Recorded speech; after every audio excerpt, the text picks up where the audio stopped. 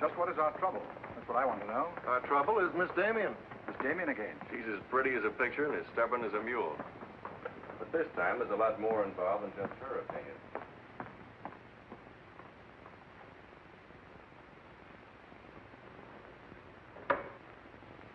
Come in, Miss Damien. We were just ripping you up the back a little bit. So I gathered. There's nothing personal. It's about Mr. Cortland. Cortland? Oh, yes. He runs a jewelry store. He owns Cortland and Company. London, Paris, Fifth Avenue. You may remember him as one of our biggest advertisers. Oh, what Shirley wants to say... I know what Shirley wants to say. I always know what Shirley wants to say. He wants to know why I killed the art layout on Mr. Cortland's famous jewels. And I understand the April number goes to press without it. That's right. In the first place, it's no art layout. It's a press agent's dream. But the result is we stand a good chance of losing the Cortland account. Now, am I running my department or am I not? I haven't said anything, Miss Damien. Well, I had a talk with Cortland, and he was decidedly acid about it. I'm not interested in Cortland. But if this magazine is going to submit to advertisers' blackmail, I'd like to know about it. Now, please, Miss Damien. If that's the policy, Mr. Kranich, you better get someone else to take my place. Please, Miss Damien, just a moment. Gentlemen, if you don't mind, I'll talk to you later. I thought I should bring this to your attention. You can't blame us for trying, Mr. No, of course not. No harm done, gentlemen.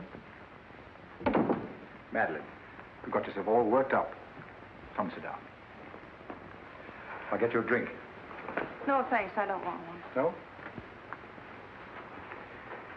What is this private blackmail of yours? Threatening to quit in order to win an argument. Oh, I'd just as soon quit. I mean it. Now, tell me, what's happened? You're all wound up. What's bothering Oh, you? nothing's bothering me. You know I don't want you to quit. I won't go into my personal feelings, but you are the best art editor we've ever had. How's the insomnia? Oh, I found some new sleeping pills. Red ones this time. Red pills to put you to sleep. White pills to wake you up. Doesn't sound very sensible, my dear. What are you doing this evening? Dining with Freddie Fancher. Oh, Freddie again. Oh, I couldn't get out of it, Victor. We're using some of his drawings next month. But it'll be the last time, I promise. Madeleine, you're a bundle of lies. A very lovely bundle. Beautifully tied together. I'm trying to be honest, but you won't believe me, will you? No, my dear. Because I don't really think you believe yourself.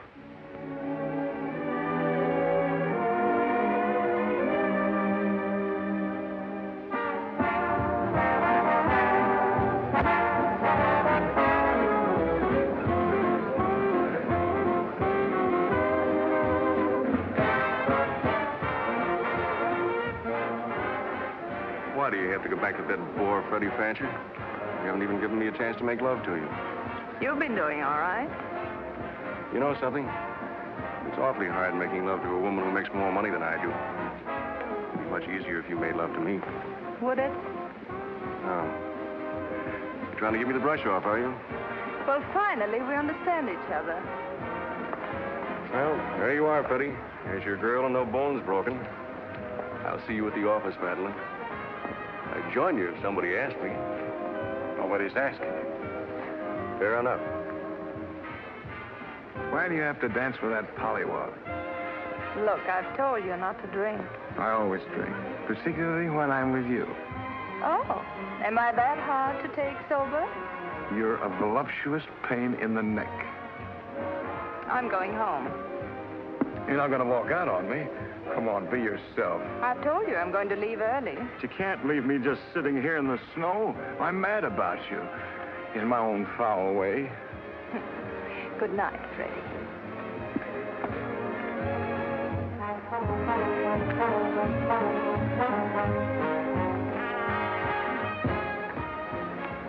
Any chance of getting a cab, Jim? I'll try, Miss Damien. Oh, Miss Damien, here's someone I know you're anxious to meet. Mr. Felix Cortland, one of our most prominent advertisers. How'd you do, Miss Damien? How do you do? Mr. Garrett is the soul of tact, don't you think? He's just been telling me all about you. Oh, I hope he wasn't that blunt. Oh, you needn't worry. I always form my own conclusions. Can I give you a lift anywhere? My car's just outside. No, thank you. They're getting me a cab. Oh, I'm very sorry. I'm sorry, Miss Damien. There isn't a cab around. Oh, how long do you think it'll be? That's hard to say.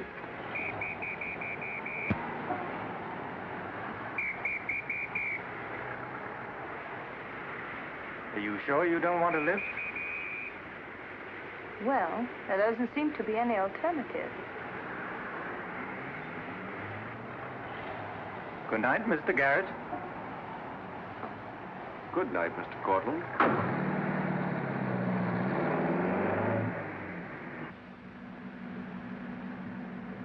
I wasn't very polite, was I? Neither was Garrett, for that matter. Oh, he always enjoys uncomfortable situations. You still feel uncomfortable? No. Frankly, I don't. Good, nor do I. You know, you're not at all what I imagined. No? No. The big international jeweler. I happen to inherit a business that runs itself very nicely. As a matter of fact, you don't look like an art editor. More like a work of art. That layout on your jewels is still a wretched piece of copy. I can only admire your good taste. And I'm still not going to print it. I wouldn't try and persuade you for the world. Mr. Cortland, I think you're a very dangerous man. I only wish it were so. The truth is, I'm a very ordinary one.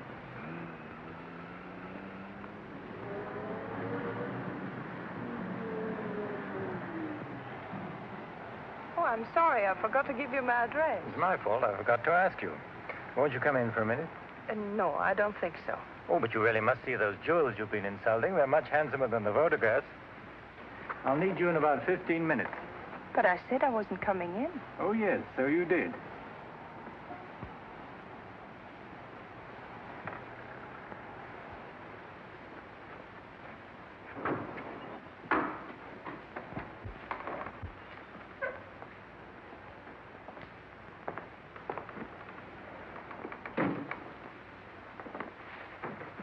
Let me take your wrap. Well, I'm only going to stay a minute here. Of course.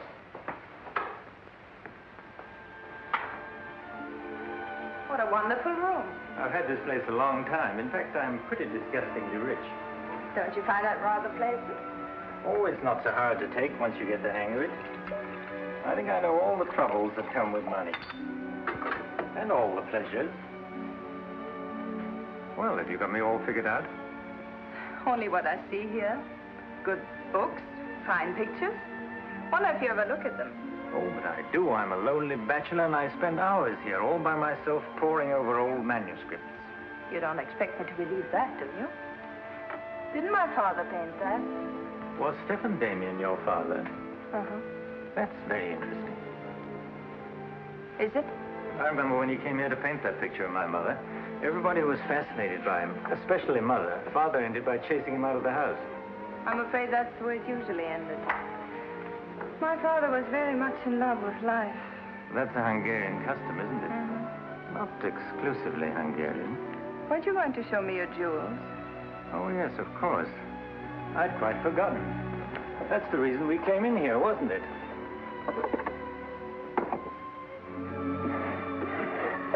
You ought to feel very flattered, Miss Damien. This safe is one of my darkest secrets. You really want to see those jewels? Not particularly.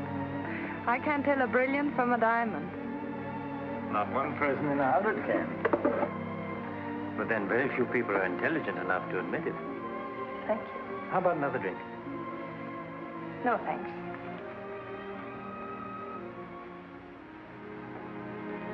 You know, you need relaxing. Lots of relaxing. I can hear your nerves snapping like rubber bands. I'm not nervous at all, see? You're a very curious mixture. A highly moral voice. That's not me, that's my mind. A man's mind, I'd say. Why not? I do a man's work. And desperate eyes. Eyes full of shadows. Insomnia does that. Does it?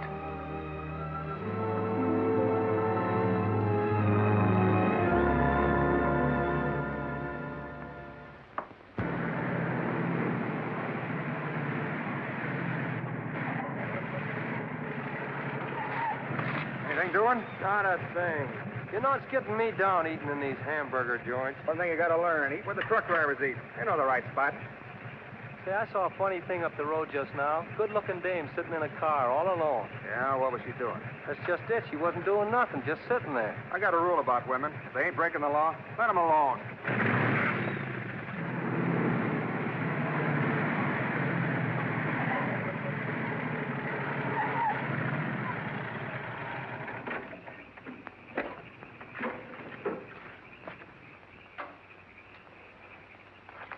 I didn't mean to disturb you, miss. Just wanted to be sure everything was okay. Excuse me, lady, but are you sure you're all right?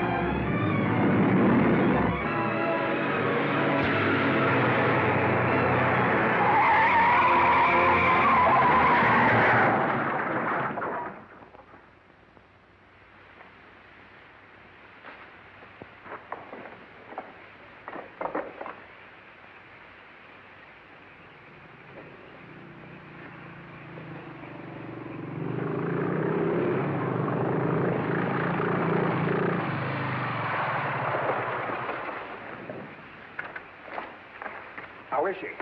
Luckier than she deserves. I just checked on her up the road. She was acting kind of strange then. I'd better call that ambulance. I doubt if it's serious, and I'm as good a doctor as you'll find at this time of night. Let's take her inside.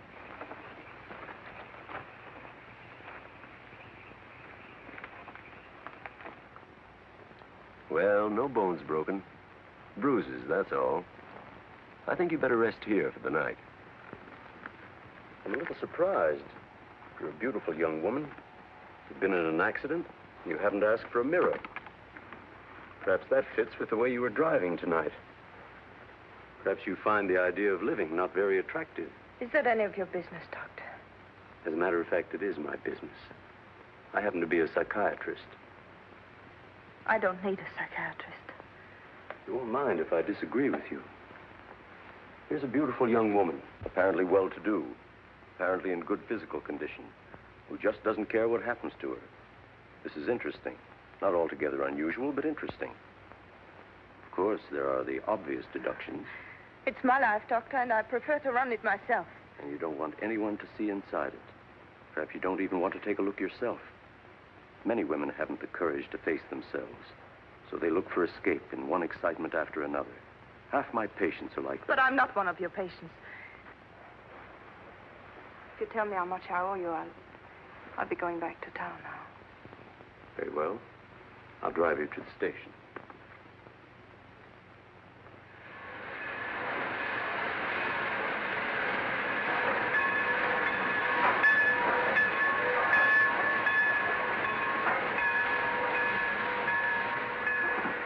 Miss Damien, you're an intelligent woman, not an idiot. Will you promise me one thing? When you get ready to throw yourself off Brooklyn Bridge, will you come and see me first?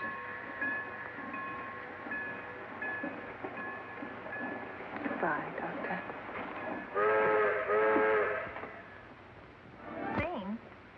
Miss Damien, I'll give you her secretary. Miss Damien's office? No, Mr. Cortland, she's not here yet. Shall I have her call you? Yes, Mr. Cortland. Where's Glamour Puss? She hasn't come in yet. Well, who sent these? Mr. Felix Cortland. Mr. Cortland. That's very interesting. She never misses, does she? Mm-hmm. Jealous. If I'd given it any thought, I could have predicted it. Gladys, I won my bet. She's got a new boyfriend. I guess those dames gotta have new excitement all the time. Yeah, here today, gone tomorrow. Personally, I don't see what she sees in it all. Is that any concern of yours? No, Miss Damien. I didn't hire you to gossip about my private life. No, Miss Damien. Go get your money. You're through.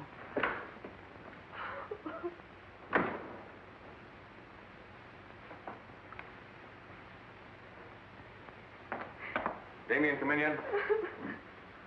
What's the matter, sweetheart? Miss Damien fired me. Fired you? What for? He heard me talking about Mr. Cortland. Cortland, eh? Don't you worry, baby. I'll fix that. Understand you fired June. That's right. What's the idea? I don't like people to gossip about me.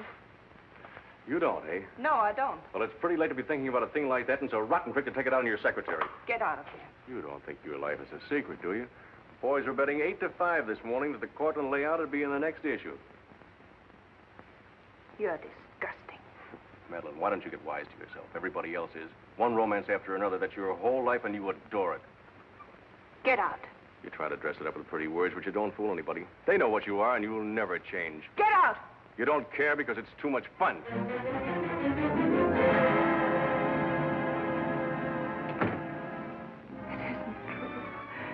It isn't true.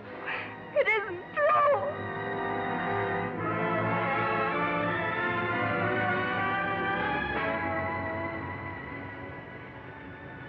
I'm a little surprised. Here's a beautiful woman who just doesn't care what happens to her.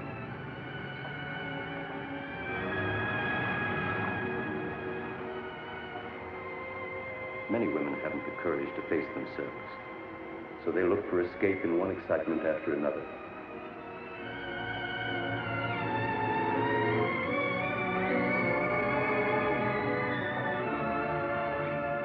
Perhaps you find the idea of living not very attractive. Lady, if you want to kill yourself, why don't you try the fridge?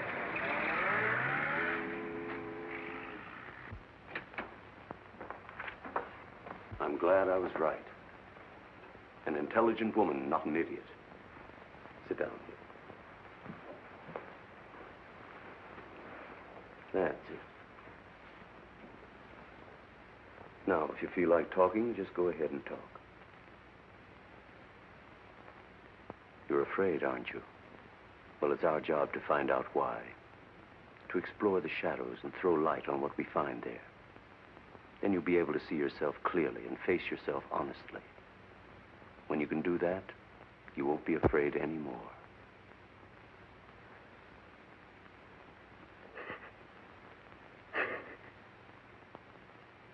I was living with my father. Mother had left him before we came to America. I was 10. And to me, the way he lived seemed romantic and wonderful. He was a successful painter, and women adored him. He went his own way and did what he pleased. Just as you've been trying to do? I suppose so. But why? Did it make him so very happy? Oh, I was certain he was the happiest man in the world. Until he killed himself. Then you couldn't understand why he did it. You understand now? I think I do. Did you ever do any painting yourself? I used to. Why'd you give it up? Oh, didn't pay enough. And besides, I didn't want to be like my father. I wanted my own life. And have you been living your own life? Of course I have. The kind of life you really want? I don't know. I don't know. Don't you think you've been hiding from yourself? Did you ever try and discover the person you really were, deep down underneath? I never cared to. I'm not so sure I do now. In that case, I'm afraid I can't help you. But of course, that's entirely up to you. Shall we go on then?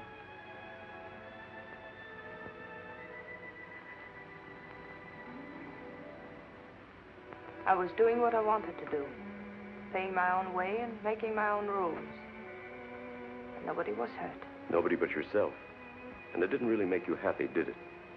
Wasn't that because down underneath you knew there was something missing? Something important? I suppose so. That would worry you, wouldn't it? And then you would drug yourself with the excitement of more excitement. Oh, I know the pattern, Miss Damien. You're suffering from a disease of the times. A neurotic malady as commonplace as chronic alcoholism. Suppose for a moment that you were an alcoholic. They're much the same, you know. Unsure of themselves underneath and seeking reassurance from new excitement. Instead of getting at the cause, the drunkard solves his problem by taking another drink. This, of course, is no solution. And eventually we find him sprawled hopelessly at a bar, without the strength or even the desire to save himself. I can't go on with this. You're not helping me. You're insulting me. You've been insulting yourself, Miss Damien. Insulting your body and insulting your soul. Your life hasn't been gay and glamorous at all. It's just been muddled and senseless. You know that now. And if you really want to change it, you can start right away. Now it's up to you.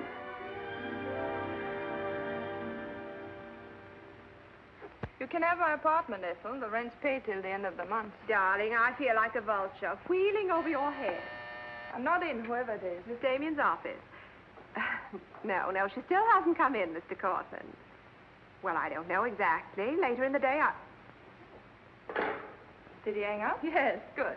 Let me call him back, darling. You may be sorry later. Everything in this pile returned without comment. This I would ask to see more of their work, and these you may be able to use. But you haven't given me your new address. I'm not giving it to anyone. Hello, Madeleine. Beautiful, would you mind popping out for a minute? That's just 60 seconds. You better talk fast. Madeline, I'm on a jam. I've got to raise some money. I need about $5,000. What do you expect me to do about it? Well, I thought you might talk to Cortland. I'm sure he'd let you have it if you ask him nicely. You're really quite a rat, aren't you? Look, Madeline, I'm in debt up to here. I only make $100 a week, and you know I can't live on that. $5,000 doesn't mean a thing to Cortland. You better get out of here before I lose my temper. You're forcing me to say things that I don't want to say, but if you're going to act cold and virtuous about it, you'll hear them. Suppose I tell Cranish. Tell him what? About Cortland. You know, you've got a very nice job here, but you won't have it very long if I tell Cranish. I don't want to tell him, but... What's so funny? As a blackmailer, you are pitiful. Go on, tell him. Tell him what a rat I am, and you are, and he is. Go on, use my phone if you want, and my desk, and my office. I'm through with all of them.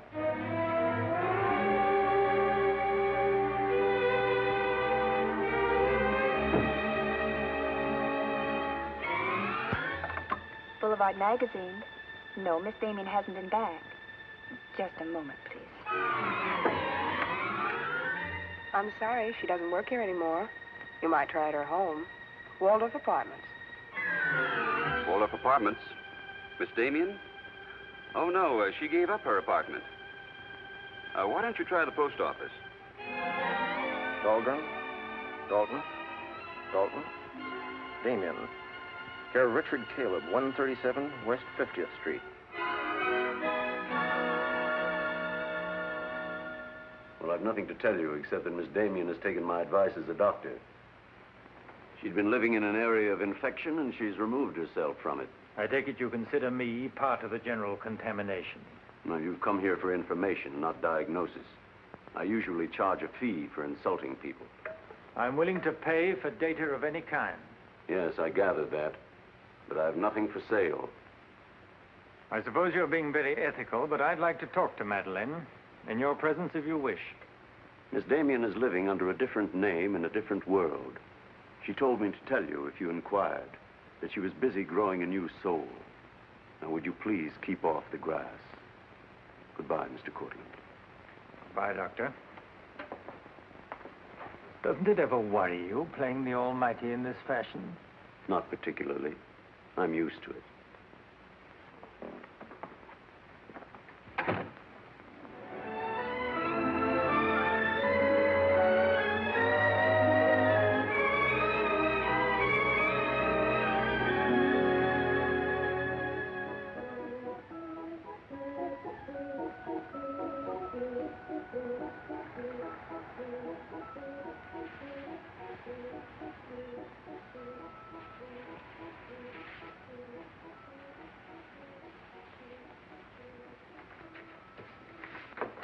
How's it look? It's better than torn wallpaper. So you think I've talent, then?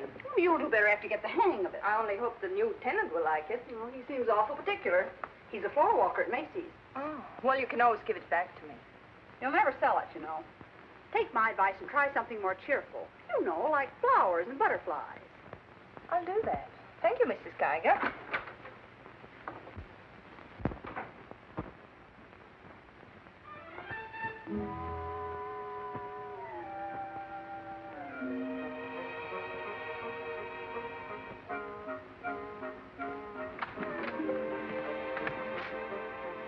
Thanks. You saved my life. Is this yours? Yes. Mrs. Geiger would scalp me if she knew I kept mice in my room. Well, why do you keep mice in your room? Pathology is part of my homework. I really shouldn't bring these fellas out of the lab, but, well, I got kind of attached to this one. Oh, thanks again. Hey, women are supposed to scream. Aren't you afraid of mine? Well, no, but next time I'll scream.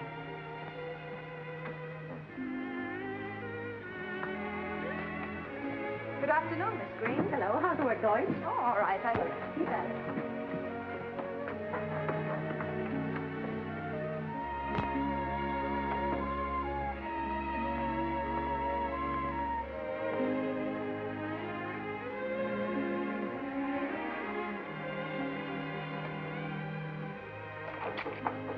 Come in. Hello. Hello. Say, you're an artist, aren't you? Well, I don't know. Oh, Mrs. Geiger said yesterday that you were. She's an authority if I ever saw one. I was wondering, could you do a job for me? Want your portrait painted? Me? Oh, no. No, nothing like that. I'm doing some research, and it has to be illustrated. Oh, what do you want me to draw? Nothing fancy, just blood cells and things. Sounds fascinating. Oh, it is, really. You see, it's a lot like... Oh, no, you'd be surprised. It really is fascinating once you get in it. Of course, I'm on a fellowship, and I couldn't pay you very much. Matter of fact, I couldn't pay anything till the first of the month.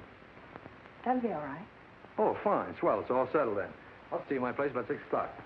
Oh, but couldn't I... Oh, sure you can. I just live downstairs. You know, the mousetrap. Oh, by the way, my name is Cousins. Mine is Dixon. Very glad to know you, Miss Dixon.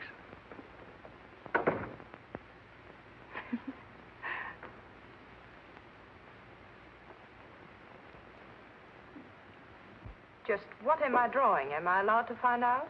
Sure. Effect of anti-reticular serum on cell tissue. That's all I wanted to know. Oh, say, that's quite good. I'll take it to the lab with me in the morning. Just about ready for the next one. Do you realize it's 12 o'clock? Oh? I haven't had my dinner yet. And you haven't either. Oh, gosh, I'm sorry, but well, I got so wound up on this. So did I, but now I'm hungry. Well, tell you what let's do. We'll go out and eat. That's a brilliant idea. I'll get your coat. Do you do this all the time? Only since I got out of the Army. I was lucky to get this job of research. Now I've got to get it finished. Then what? Oh, then I go back to Oregon and become the usual respectable small-town doctor. No mice? No. No mice. Head colds and belly aches. $5 a visit. Maybe you'll like it. You'll get some rest. Oh, I'll get plenty of rest, all right, but I don't think I'll like it. You folks going out this time of night? That's right. We're meeting a few friends at the Busy Bee cafeteria. We don't want to miss the floor show. We'll have to hurry. See that he eats. He hasn't got any more sense than a goose. I'll feed him with a spoon. Got onto it first up in a little town in Germany while I was still in the Army. I met a couple of Russian medical officers who were working on anti-reticular, and well, they were pretty steamed up about it. Pie, sir? No, thanks. We got together the first night over a bottle of vodka. I remember the town was still burning. Well, maybe it was the vodka, but anyhow, we got to talking about anti-reticular, and, well, I guess I got pretty excited. You mean you speak Russian? Over a bottle of vodka, anybody speaks Russian. Care for some coffee? No, thanks. I've milk. Oh, one, please. At any rate, I promised myself that night that just as soon as the war was over, I was going to do a job of this. You haven't stopped to eat ever since. That's an error I'm just about to rectify. $1 even. There you are. Thank you. Thank you. You, sure you've got everything you want? Oh, yes, thanks. You know, I don't think you're much of a doctor. Do you call this a sensible diet? Pancakes and pickles? Well, scientifically, there's two kinds of diets. The kind that doctors prescribe and the stuff they eat themselves. Oh, but you're always in such a rush. You can't make scientific discoveries that way. Sure you can. Take Benny. He saw some flies nibbling at a piece of pancreas. Figured out that there must be sugar in it. In 1 minute, he had the idea for insulin. You know, you're a very lovely girl. You're not being very scientific, Doctor. Oh, but I am. It's the very heart of science. It's the truth. Let's talk about insulin. Insulin.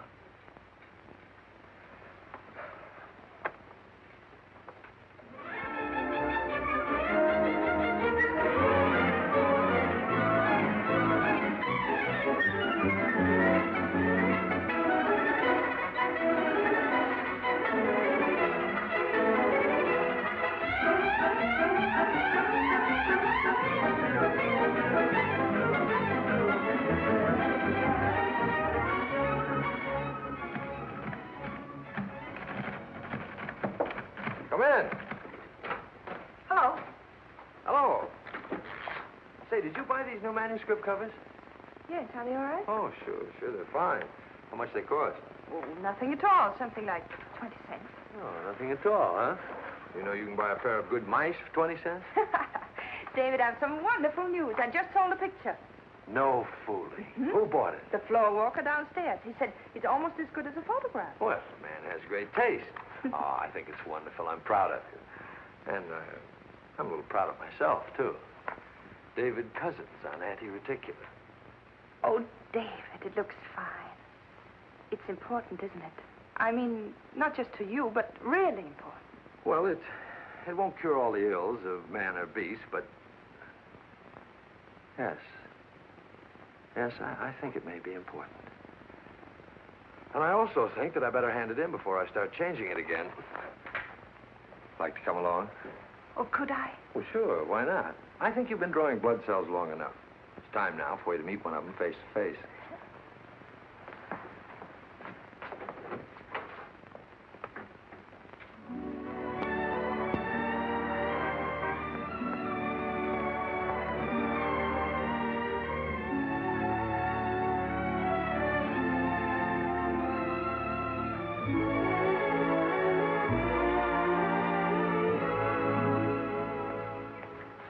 I hope your text is as good as your illustrations.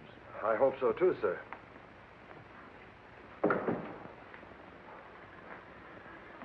Well, that's that. You didn't tell him they were your drawings, did you? I didn't tell him they weren't. Come on, I'll show you my lab. Coffee. I wouldn't try and drink it if I were you. Assistant pathologist.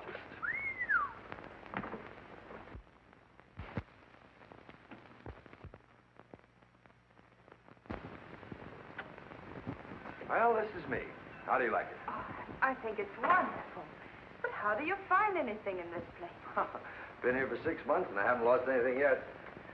Doesn't matter anyway. The boss okays my research, I'll be out of here in a week. Back to Oregon? Yes, back to Oregon. All that way just to make a living. Is it as bad as all that? Oh, what's the use in kidding, Madeleine? I'm so much in love with you, I can't see straight. I haven't done any work in here for days. I just sit around waiting until I can see you. I know. Because that's just what I do. Wait to see you. Darling. Oh, darling, I never felt like this about anyone before. Tell me, when did you first know? Oh, when I first saw you, I think. Yeah, me too. I'll never forget you standing in that hall with a mouse in your hand. Only I didn't know then what was happening. I thought I had the flu. Will you marry me? Oh, David. Well, will you? We don't know each other. I mean, you don't know me. Oh, but I do. Of course I know you. Now, what do you want to know about me? David Cousins, M.D., University of Oregon, Captain Medical Corps Reserve, young, healthy, and very much in love. Will you marry me? Oh, please don't ask me now. Well, I've got to ask you now. I want to marry you now. Please give me time, David. I'm all mixed up. I'd like to go home now. All right.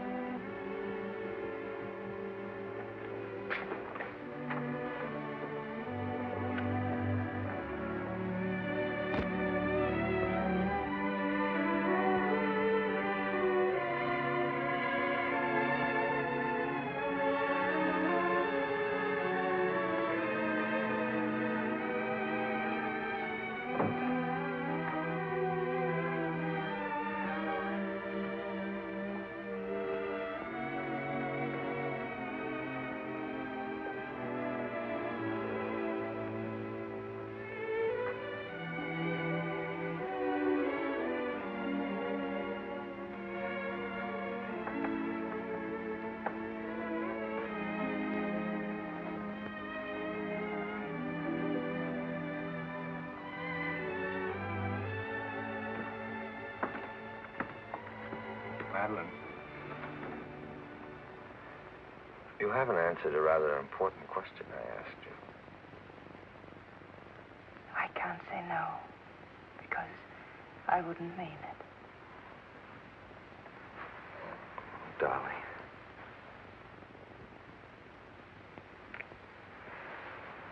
David, I do love you.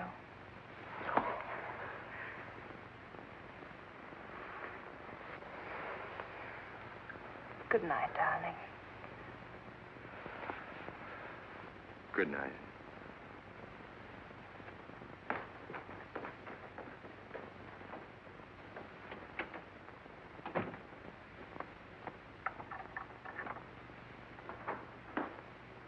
Hadn't you better close the door?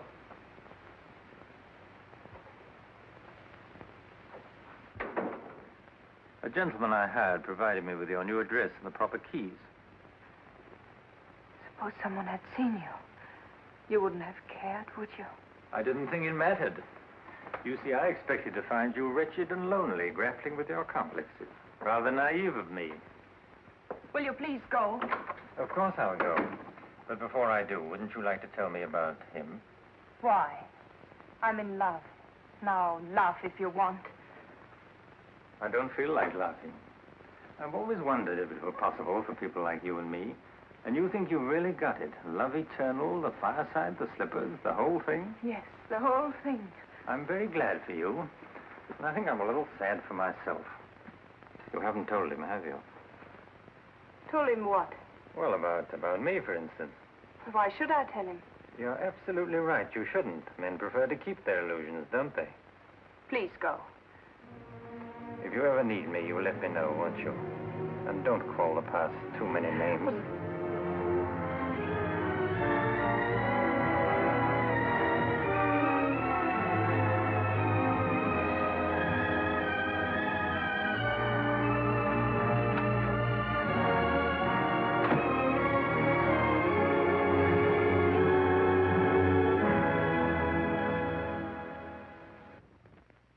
You say. I'm going to marry him just as soon as it can be arranged. You want to run away from your problem? I'm not running away. You are, you know. You're looking for security from someone else instead of building it within yourself. But I love him. I can't talk to you if you don't believe me. Falling in love doesn't cure everything overnight. What do you mean? Let's be honest. There's a side of you that hasn't fully changed. Isn't that true? That is true, isn't it?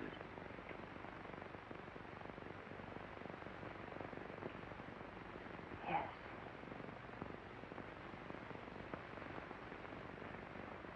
Have you still not told David about yourself? I couldn't tell him. You let him fall in love with an illusion, with someone who doesn't exist. I could never tell him. He might stop loving me. Isn't that a risk you'll have to take? You're being very careless about it. You can't build a lifetime relationship on a lie. If you're really in love, you'll tell him. With the others, it was different. But if you love him... Will you please stop saying if? How many times must I tell you I love him? But real love is a sharing. If you're strong enough to face this yourself, you're strong enough to face it with David. I can't do it. I can't risk the only happiness I've ever had. That's up to you, Miss Damien.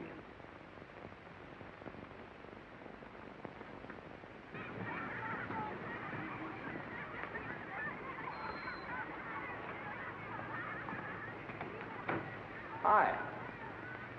Hello, darling. You're home early, aren't you? Well, I didn't get fired, if that's what you mean. Dr. Lutz read my paper. Really? What did he say? Well, he liked it. Oh, David, that's wonderful. The only trouble is he thinks it's so important he wants me to go to Chicago and read it before the convention. Oh, David, no. Well, that's not my idea. I don't want to go. Well, when will you have to leave? Tonight. Got to catch the 8 o'clock plane. And when will you come back? Oh, I don't know. A few days.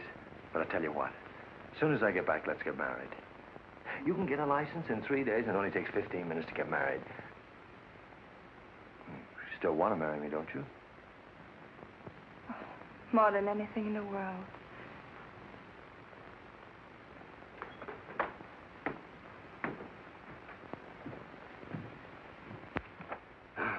You know, I'm going to feel kind of silly at that convention. Of course, it's a great honor and all that, but you realize that I'll be talking before some of the biggest men in the field?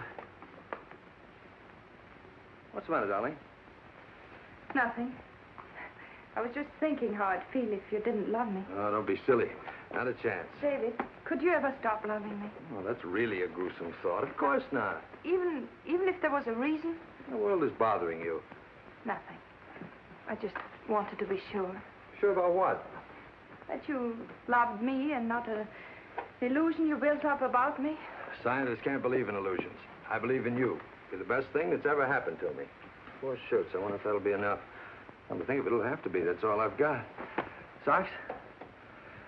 Well, that just about does it. Madeleine, was there something special on your mind? Something that you wanted to tell me? Just that I love you, that's all.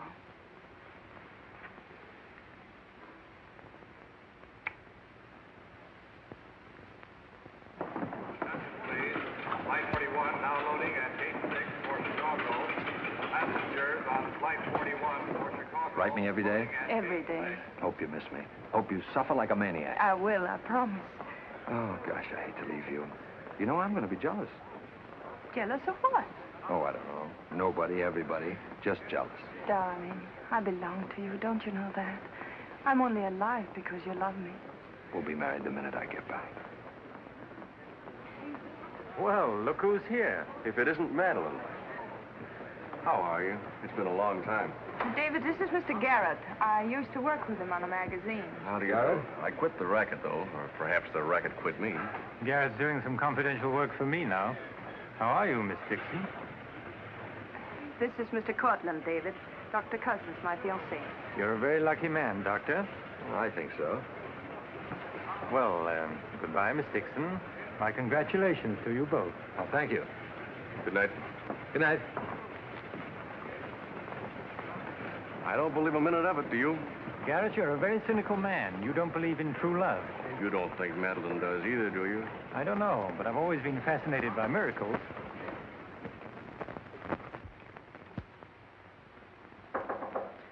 Come in. Telegram for you, Miss Dixon. I thought I'd bring it up myself. I thought it might be important. Bad news? He won't be back till Friday. That's men for you. You never can count on them. Oh, I forgot. A doctor somebody called you, said you were to call Miss Ethel Royce. She's been trying to get in touch with you. Friend of yours? Yes. I suppose you got your own reasons, but you ought to get out and see your friends, instead of sitting in this room all day and all night. Thanks, Mrs. Geiger. None of my business, mind you.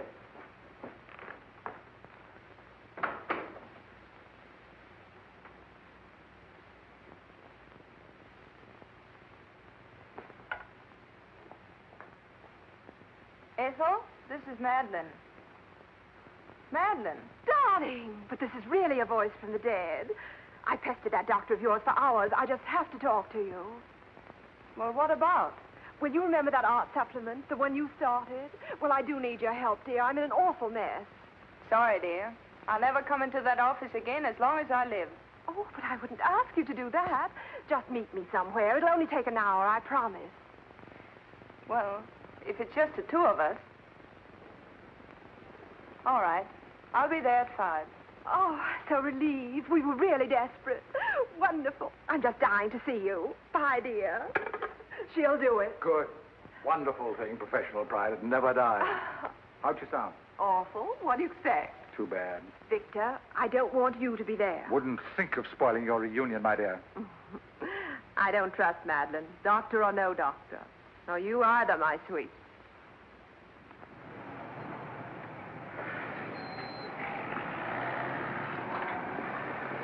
Hello, Miss Damien. Glad to see you back. Glad to see you, Jim.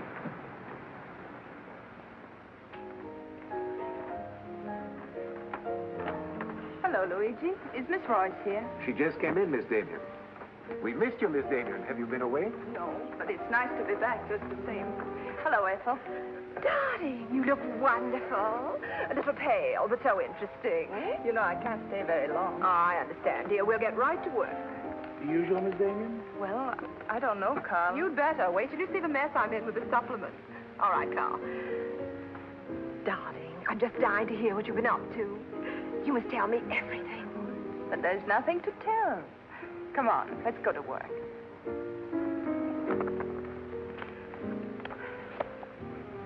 You're just marvelous, my dear. You made the whole project seem utterly simple and practical. Not for me, please. Darling, you used to be able to drink 10 in a row. I'm out of training. No one would know it, my dear. You seem just like the old Madeleine again. It's the surroundings. What do you say we have dinner and go to a show? No, really, I've got to stagger home. Madeleine, my dear, this is a surprise. Victor, hello. What good fortune running into you like this? Do you mind? Don't let us fool you, Madeleine. You heard me making the date with you. It's true, but I'll deny it. Frankly, I wanted to have a look at you. You look very dashing for a hermit. Thank you. We've all missed you desperately, haven't we, Ethel? As though our little hearts would break. What about a drink with your old boss? I Please. had enough. 3 of whatever it is. I've got all the data we need on the supplement. Good. What about the data on Madeleine? No data. Now, if you'll excuse me, I You really can't go now. Look who you'll run into. He's seen you. Mr. Garrett no longer graces our staff. What happened? He got to be utterly gritty. Say nothing of a slight discrepancy in his accounts. Mr. Garrett believes that the world owes him a gay life, no matter who pays for it. Well, hello, stranger. How are you? Wonderful. Nobody here seems particularly glad to see me. Should we be? Oh, well, it's been nice knowing you. There goes one reason for my ivory tower. One? Darling, I'm constantly running into men who adore you. Slews of them. Hated them all. I know what you're thinking. I had an odd way of expressing my distaste. Not odd, darling. Shall we say just, moody? Well, here's to memory.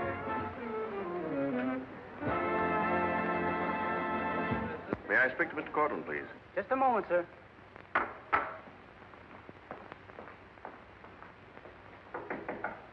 Just a minute.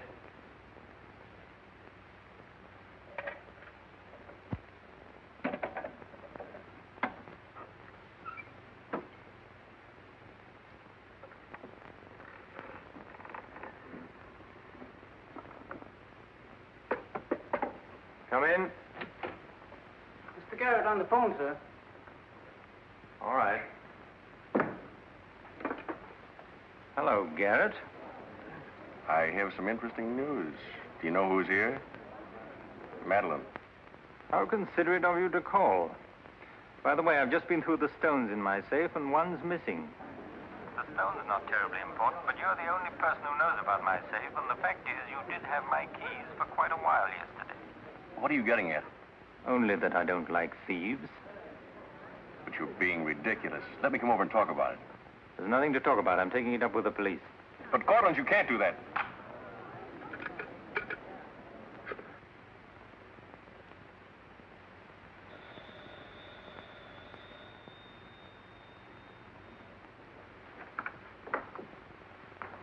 Mr. Garrett again, sir. Tell him I've gone out. I'm sorry, Mr. Cortland has just left.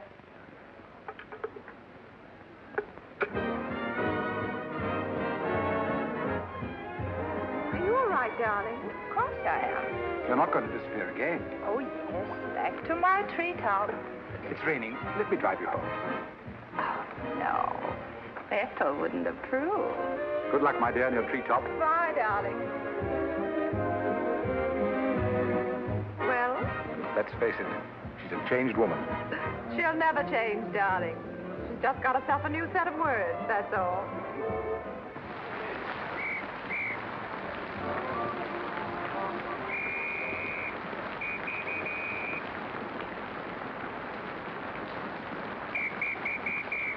Madeleine. Hop in. No, thanks. I'm waiting for a cab. Don't be silly. There are no cabs. You'll get drenched. Please. I'll drop you off. I'm going home alone. Come on, in you get.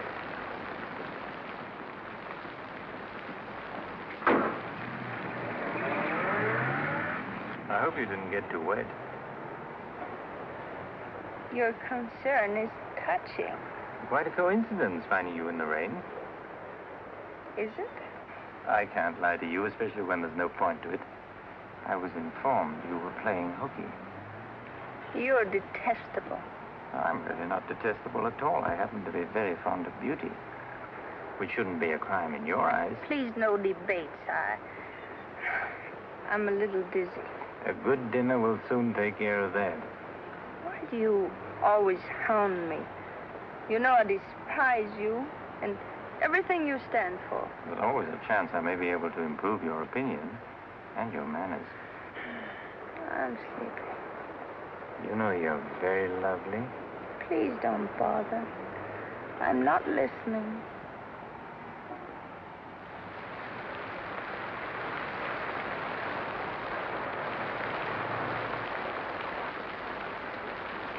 Where are we? Don't you remember you visited here once upon a time? You're foul. You said you were taking me home. You forgot to mention the subject. A significant omission, as your friend Freud would say. Come on, I'm getting soaked. Just launch you. I'm going home. Right after dinner. Think how wonderful you'll feel when you slap my face.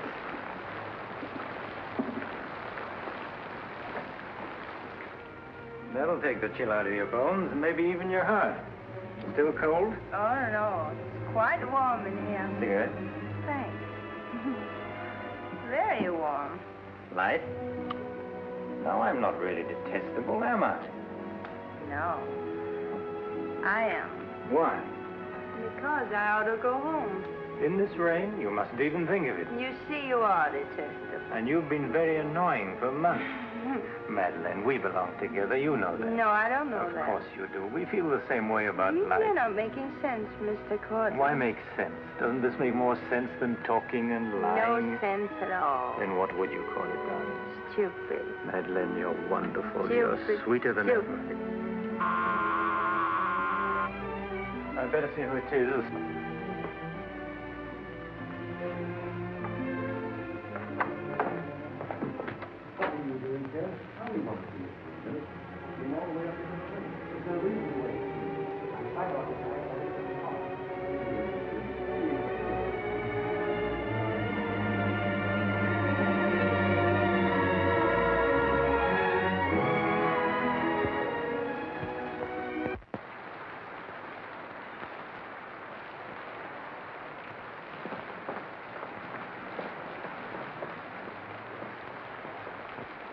But I tell you, I'm going to raise the money. I'll pay you, honestly. I don't like dealing with thieves. That's a job for the police. You swear out a warrant, you'll never get a dime. Look, I didn't sell it. I just had to have some money temporarily. Here's the pawn ticket. I'm not interested in pawn tickets. Good night, But, Carter, you've got to give me a chance. I said good night.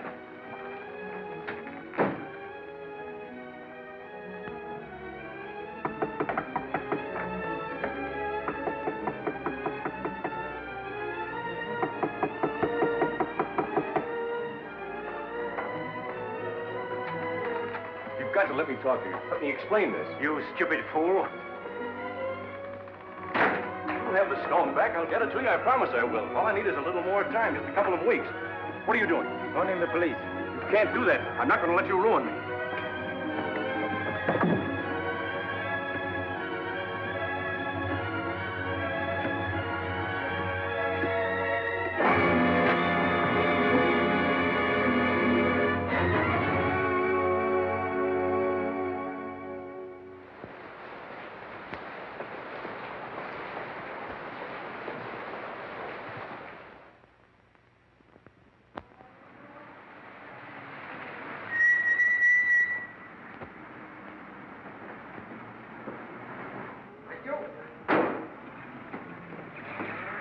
You're looking very lovely this morning, Mrs. Geiger. You wasn't expected back until Friday. That's what I like. A cheery welcome home. Is Dixon upstairs? I haven't seen her this morning. Who is it?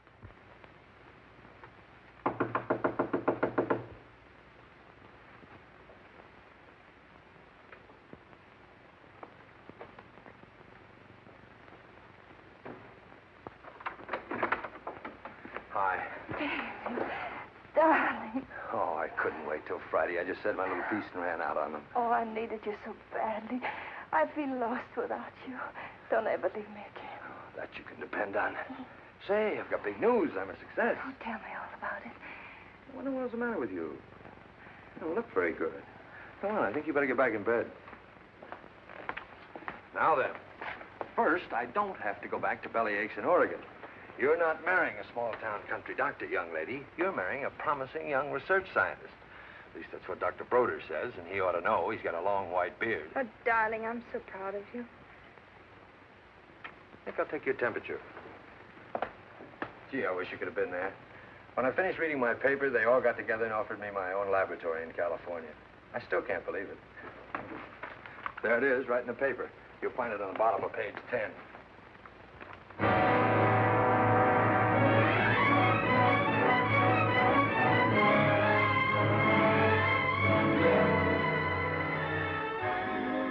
He makes you feel that you're really important. You know what he said to... Madeleine. Madeleine, what's the matter? Oh, darling, you're cold as ice. You've got a chill.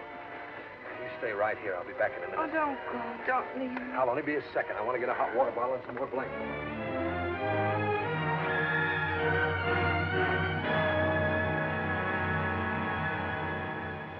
Miss Madeleine Dixon at home? I don't know. Friends of hers? We're from police headquarters. Where's her room? Upstairs. What do you want to see Miss Dixon about? We'll tell her. Well, perhaps you'd better tell me first. Miss Dixon isn't well. Who are you? He's a doctor. He lives here. If it isn't important, I suggest you come back tomorrow. It's important.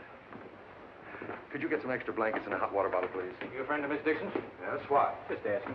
Well, what is it, an accident or something? I wouldn't call it an accident. Well, we should cut out this mystery and tell me what it's all about. Okay, Doc, take it easy. Madeleine, these men are from the police. They want to We'll take over from here, Doc. I'm Sergeant Patelli. This is Sergeant Beitler.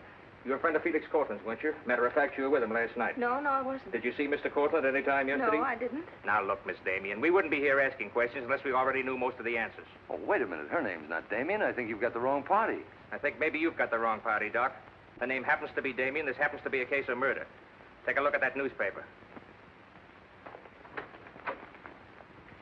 I want to know what's going on in here. This is my house, and I've got to know. Sorry, madam. We'll talk to you later. As long as I've been here, there's never been police Take in her this and see house. what you can find out. lady. Come along. Now, Miss Damien, tell us what happened last night. What time did you leave Cortland's house? Oh, Dave. You and this guy, Cortland, were pretty sweet on each other, isn't that right? Oh, but it isn't. It isn't true. Now, according to the chauffeur, you got to Cortland's house at 6:45. What time did you leave? Oh, but I didn't go into the house. I met him by accident. David, don't look at me like that. How long have you known Miss Damien, Doc? Not very long, only a few months. Know that she was mixed up with this guy, Cortland? Oh, it's a lie. David, it's a lie. Okay, so you didn't go into the house with Cortland? No, I didn't. He wanted me to come to the house, but I wouldn't do it. Oh, I didn't go into the house. I didn't, I tell you. Who you telling, me or the doc here? Did you get anything? She came in about 9. In a cab? No, she was walking in the rain. Landlady said she looked kind of wild-eyed. What about Cortland? He was here, all right. He visited her a couple of weeks ago. Get the date? Yeah, April 10th, around midnight. Anything else? The landlady thought that Cortland had a key to this place. She was kind of vague as to how he got it. I didn't give him a key. David, you can't believe that. I've got his key ring here. This one fits. He had a key, all right. But I didn't give it to him. Where are you going? Oh, David, don't leave me. I didn't kill him, I swear. I didn't kill him. Who cares whether you killed him or not?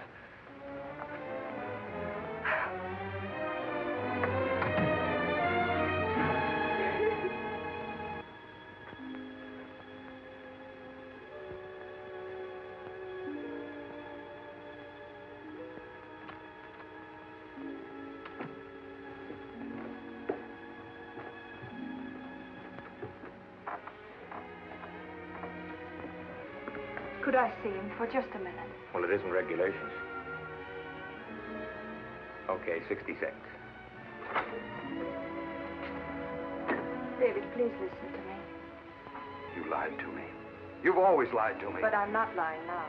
I didn't want to go with him. He said he'd drive me home. And he made love to you, didn't he? Oh, don't deny it. Of course he made love to you. He had a key to your room. I should have told you many things. I tried to, but I just couldn't. If this thing were so innocent, you would have told me. When I said I was in love with you. When I asked you to marry me. I was afraid, David. I was afraid you wouldn't understand. You bet I wouldn't. Before I met you, I was horrible. But you changed all that. You made me sane and happy. Why keep on lying? You tried that upstairs and it didn't work. Look, I was in love with you. All right, I made a mistake. I thought you were something wonderful and you turned out to be something else. So let's just forget about it. The only thing that you can do for me is let me alone. I love you, David.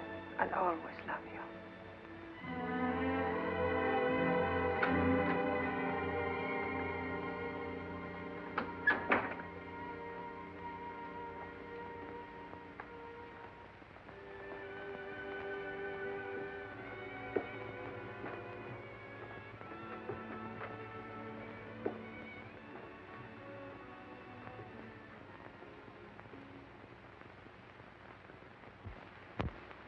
And so, ladies and gentlemen of the jury, the prosecution will prove beyond a shadow of a doubt that Madeleine Damien is guilty of the premeditated murder of Felix Cortland. We will prove that she was in his apartment the night he was murdered. We will prove that her fingerprints are on the table lighter with which he was murdered. And we will prove further that she had a motive for the murder. For after all, this is a very simple story. To one man, Dr. Cousins, she was a pure and noble woman. To the other, Felix Cortland, an irresponsible light of love. Too self-indulgent to be faithful to the man she wanted to marry. Too weak and lacking in character to break with Cortland. Her twisted soul was bent on a heartless deceit. To make one man believe what all others knew to be a lie. And when Cortland threatened to expose her, she went to his apartment to plead with him in the only way she knew. She embraced him. She made love to him. And when, in spite of that, he threatened to expose the lie that she was living, she silenced him forever. Ladies and gentlemen of the jury, the state asks you to find Madeleine Damien guilty. Guilty of murder in the first degree. On the night Mr. Cortland called on the defendant, did you let him into her apartment? I certainly did not. How did he get in then? He must have had a key of his own. The key of his own? Where was the defendant when he arrived? Out with the doctor, I suppose, pulling the wool over his eyes.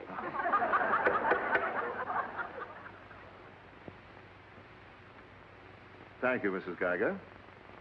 Your witness, Mr. Mitchell. You've got to let me cross-examine her. No questions. Miss Damien, I can't defend you properly if you won't let me. We've got to put up a fight. Fight? What for? And now, Mr. Garrett, just what was the nature of the work you did for Mr. Cortland? Well, most of it was personal. Confidential secretary, I suppose you'd call it. And in that capacity, you were in a position to learn a great deal about his private life? Yes, of course. Did Mr. Cortland know that Miss Damien was lying to Dr. Cousins and concealing her true character from him? I'd rather not answer that question, Mr. O'Brien. You see, both Miss Damien and Mr. Cortland were friends of mine. Yes, I understand. Well, let's get back to the meeting at the airport. What was the attitude of the defendant when Cortland saw Dr. Cousins? She was embarrassed, naturally. Yeah. She was embarrassed, naturally. Thank you. Your witness, Mr. Mitchell. I've got to cross-examine. If I don't, we haven't a chance. Don't ask him anything. No questions. Were you a close friend of the defendant? Yes, I was. Did she confide in you on matters of a personal nature? Yes, she did. If you were asked in this court, do you think you could recall any of those intimacies? I could recall some of them in lurid detail. Your Honor, I object. Objection sustained. Well, let me ask you this, Miss Royce. Would you say in general that men found Miss Damien attractive? Definitely. And would you say that Miss Damien found men attractive to her? I'm afraid I most certainly would. You would? What were the relations between Miss Damien and her former employer, Mr. Cranish? They were friendly. In your opinion, was there anything more than friendly? I object, Your Honor.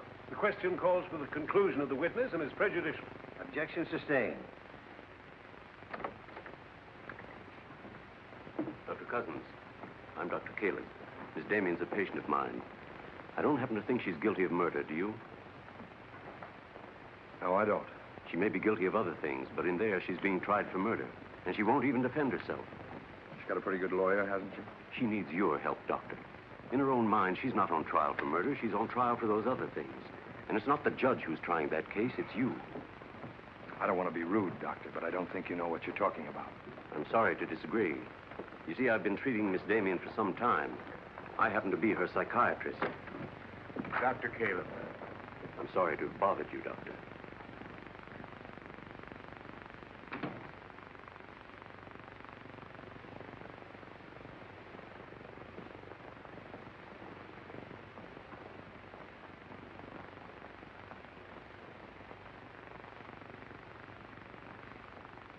Your name, please? Richard Caleb. You're a psychiatrist? I am. Miss Damien came to you as a patient? Yes? Did she come of her own free will? Yes, of course. Isn't it true, Doctor, that people do not go to a psychiatrist unless they consider themselves, well, shall we say, not well balanced? In general, that's correct. As a matter of fact, wasn't Miss Damien on the verge of committing suicide when she made her first visit to you? Your Honor, I object. Well, no matter. We'll prove that by other witnesses. However, is it not true that people who come to you as patients come with problems? Objection. Objection overruled. Well, Doctor? There'd be no point in their coming to me if they didn't have problems. So the defendant came to you with a problem. Do you mind telling us, Doctor, in your opinion, just what was Miss Damien's problem? That is a confidential matter between doctor and patient. I'm afraid I can't discuss it. Well, during the course of your treatment of Miss Damien, did you ever discuss her relationship with Dr. David Cousins? Yes, we did. Well, bearing in mind the fact that she's engaged to be married to Dr. Cousins, do you think she was as frank with him as she should have been? As a matter of fact, I urged her to tell him everything. And did she? Not to my knowledge. Well, why not, Doctor? Why didn't she? I'm afraid you'll have to ask Miss Damien about that. Did you ever meet Dr. Cousins? Yes, just a few minutes ago. Well, I'm sure you found him a reasonable, intelligent young man, and yet the defendant refused to confide in him.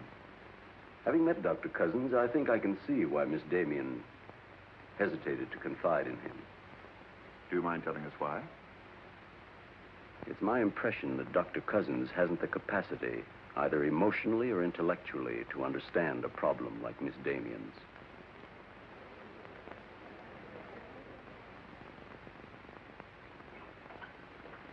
How's the trial going, Doctor? Not very well, I'm afraid. There's a Dr. Cousins in your office. Oh? He said you weren't expecting him.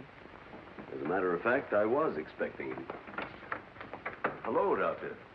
Sit down, relax. Tell me, is this a professional or a social call? Dr. Caleb, you said some pretty rough things about me this afternoon. Yes, I did, didn't I? I think I'm entitled to an explanation. So do I. As a matter of fact, I'm very glad you came over. I wanted to talk to you about Miss Damien. I'm not interested in Miss Damien. I'm glad to see you're still in love with her. And I'm not in love with her. All the better. Then we can approach the subject of Miss Damien as one scientist to another. You see, I'm interested in Miss Damien because she's a patient of mine. I believe I was well on the way to solving her problem. It would be most distressing to me if she were to die now for a crime she didn't commit. It would be as though you had lost one of your white mice, one that you had just inoculated. What's all this got to do with me? Only this, that when you testify tomorrow, you'll be asked to tell the truth, the whole truth. The whole truth about a human soul is a complicated proposition. Now, I'm not going to tell you anything about Miss Damien that you haven't already heard. But isn't it possible that you've picked up a few stray facts and added them up to a conclusion that's entirely wrong?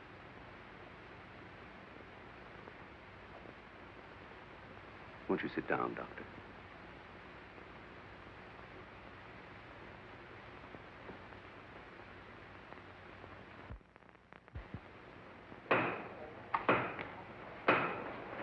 Hear ye, hear ye, hear ye. The court is now in session. Call your next witness, Mr. O'Brien. Dr. Cousins, please. This will be their last witness. You've got to let me put you on the stand. I tell you quite frankly, Miss Damien, if you won't testify, you haven't got a chance. Raise your right hand. You solemnly swear to tell the truth and the whole truth, nothing but the truth, so help you God? I do. Please be seated. Your name, please. David Cousins. Under what name did you know the defendant?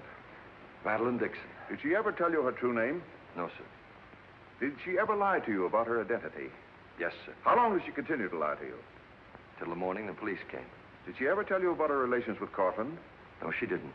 You proposed marriage to the defendant, and she accepted you. Yes, sir. And still she didn't tell you about Cortland? No, sir. When did you first know of the true relationship between them? Same morning, the morning the police came. Oh, I see. And from the moment you met her until the day she was taken into custody, you didn't know the truth about her character. I object, Your Honor.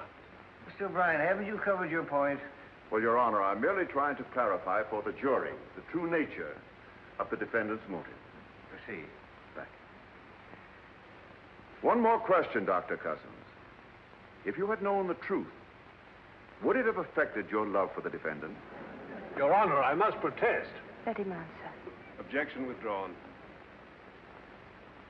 And now, Dr. Cousins, if you had known the truth, would it have affected your love for the defendant?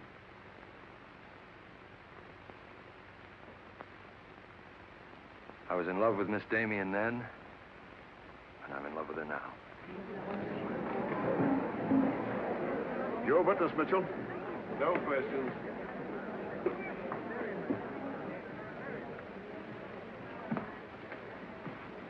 Did you really mean it? Yes, I really meant it. I can't believe it. Now will you let me put you on the stand?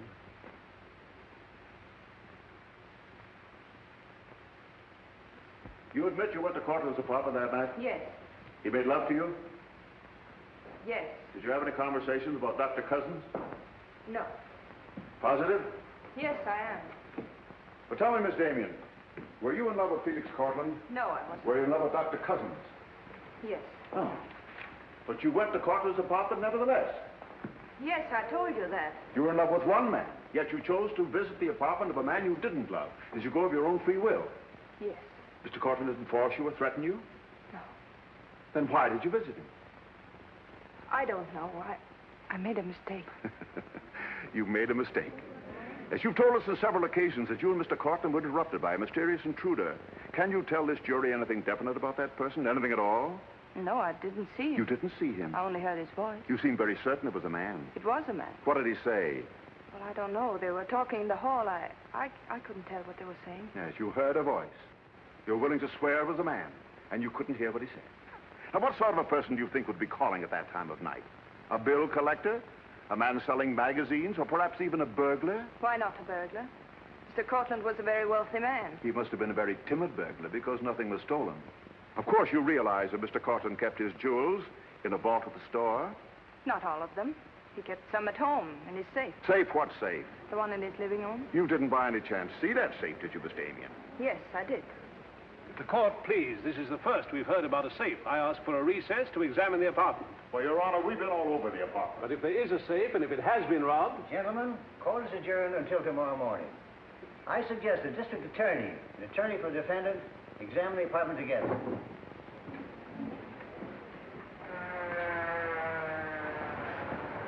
What about this safe, Mr. O'Brien? What safe? How about some pictures on the inside, Mr. O'Brien? You boys better wait outside. I may have a statement for you when I come out. Mr. O'Brien. Huh? Mind if I tag along? I don't know why you're sure. The fine witness you turned out to be. Couldn't help that, sir. All right, Garrett, where's the safe? Me, Mr. O'Brien? I don't know of any safe in here. I didn't think you did. If you want an unbiased opinion, I don't think there is a safe. Well, here's the learned counsel. Perhaps he knows. Where's the safe, Mitchell? My assistant's checking the location with Miss Damien. He'll be along in a minute. Oh, you're on a dead one. While we're waiting, maybe Mr. Garrett could tell us where the safe is. I've asked him. He doesn't know. I don't understand that, Mr. Garrett. You were very close to Cortland, weren't you? That's right. I'm sure if there was a safe in here, I would have known about it. At least I would have seen the key to it. The answer's very simple. There is no safe. What did you find out? I got the dope on him, Mr. Mitchell. Splendid. It's over here in this bookcase. You were wrong for once, Mr. O'Brien. Could be. What do you know about that? Have you got Cortland's keys? There they are. Thank you. That looks to me very much like a safe, Mr. O'Brien. Yes, it does, doesn't it? But not like a safe that's ever been robbed. I don't think a good burglar would leave those behind. Well, I guess we're right back where we started from. Well, I've seen all I want. How about you, Mitchell? You win this round. Lock it up, sir. Yes, sir. See you in court, gentlemen. I'll give you a lift, Doctor. No, thanks. Sergeant, I have some papers here of Mr. Cortland's I'd like to put in order. Do you mind if I stay? It's all right with me. We're finished with the place. Thank you very much. Anything I can do for you, Doctor? Oh, I was just curious about something. I've never seen a safe like that before. One that operated with a key. Come to think about it, I guess I haven't either. Normal assumption about a safe is that the lock works on a combination. Yes, I guess most of them do. I was wondering how you knew that this one worked with a key. You said you'd never seen the key to it. Did I say that? Uh-huh. I guess I must have said something I didn't mean. Oh, I see. There could be another explanation. Really? Yes. That you were lying when you said you'd never seen the safe before. You're not serious, are you, Doc? I'm a scientist, Mr. Garrett. When we get hold of an odd fact, we consider every possible explanation. We make some of our most important discoveries that way. Well, it must be fascinating work. Yes, it is. Suppose I had known about that safe, which I didn't. What would that prove? Frankly, nothing. But it does suggest a theory. You were very close to Cortland. You knew about the safe. Maybe the safe was robbed. Perhaps he found out about it. He was quarreling with a man in the hall the night he was killed. Maybe that man was you. That's a very interesting theory. Yes, isn't it? Well, as I said, I'm a scientist. When we hit on a theory like that, the next thing we do is to test it. That's all I'm doing. I see. Then you won't mind having a little talk with the police? No, why should I? Fingerprints. But then, of course, if you've never seen the safe before, you won't mind them checking it for yours. Oh, certainly not.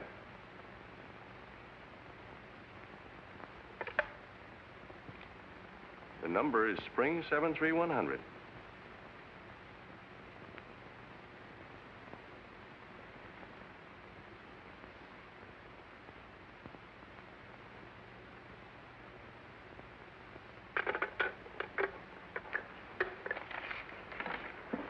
Okay, Doc. No hard feelings.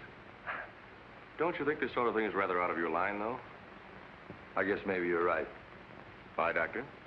Goodbye.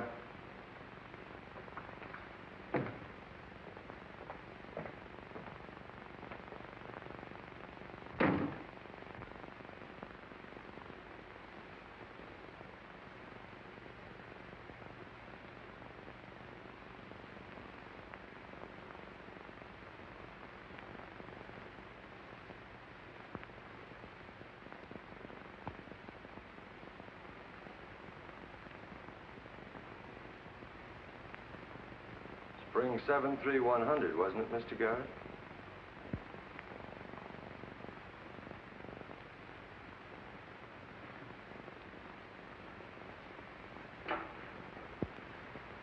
I guess maybe I underestimated you, Doctor.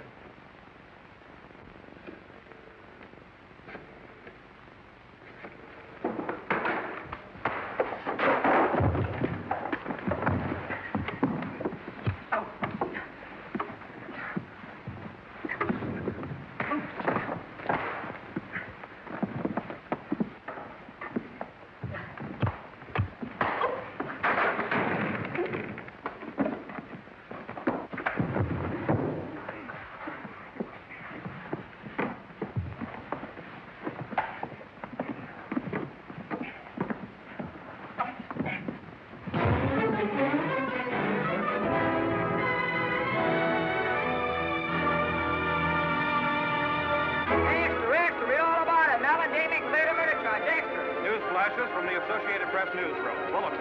Madeleine has been exonerated of the murder of Felix Cortland. Full confession by an ex-employee, Jack Garrett, is in the hands of the district attorney. It was a trial marked by many surprises.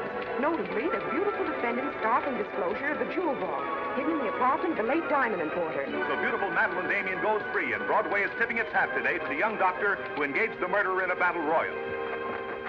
Mrs. Geiger, I've been looking for Miss Damien. Have you seen her? She's gone. She asked me to give you this. Gone? Well, where did she go? I couldn't get a word out of her, but I know she left for the airport more than an hour ago.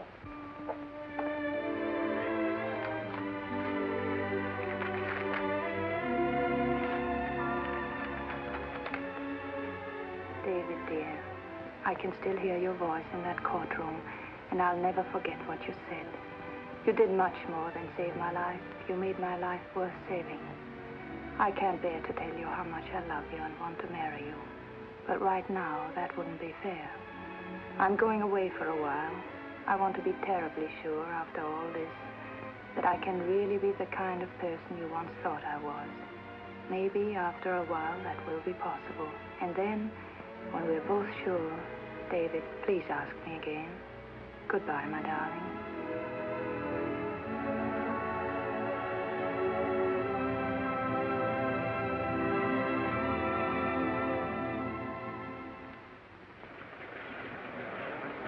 Passengers on Flight 41 boarding at Gate 6. Will you try and see him once in a while? Of course. You see, I want to be sure of myself. I'm sure of you. Are you really? After what you've been through, I'm very sure. Goodbye. I still think you're making a mistake.